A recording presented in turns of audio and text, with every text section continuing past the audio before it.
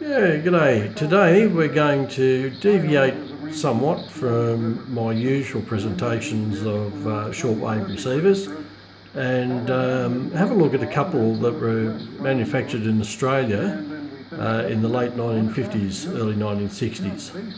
And these were top of the range multi-band transistors of their day, and of course had the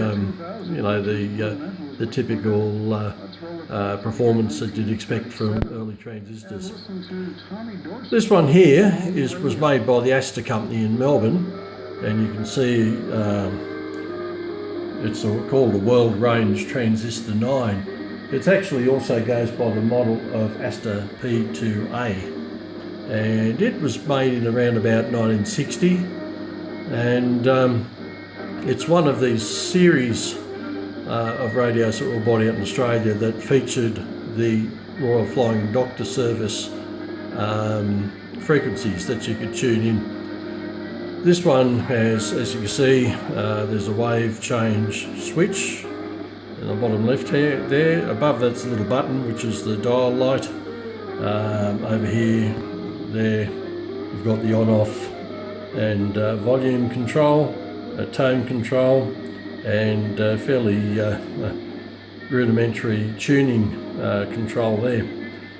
It's actually 4 bands. It's 3 shortwave bands and a broadcast band, and you can see a tuning meter just over there. I'm just trying to see this through the back of the phone here.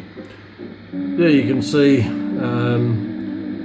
the outpost radio communications services, including the Royal Flying Doctor Service, and the frequencies on that.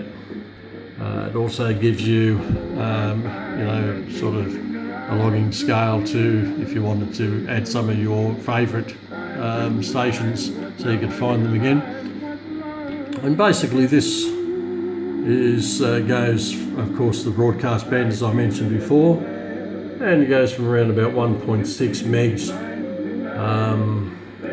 through to 18.2 megs in 3 shortwave bands. It's also, you can see on the dial there's a number of Australian broadcast band stations shown on there. Performance is quite reasonable, I suppose. Nothing to write home about, but these are extremely collectible transistor radios. They were, as I mentioned, they were very expensive in their day, and as a consequence, there's not that many of them around. In fact, I only know of probably about 3 other examples of this particular radio. No doubt there's more out there, but a very long aerial on them. But this section here just folds down and covers the dial arrangement there. Alright, now this one was bought out in competition with an earlier model which was built by AWA, and this model is called the 893P, and this was most likely the largest transistor radio ever made in Australia. It's a massive thing, very heavy, and it came out around about 1959. Again, it was considered to be the Royal Flying Doctor Service series. There's a world map, time zone map there, and again you've got over here Flying Doctor frequencies.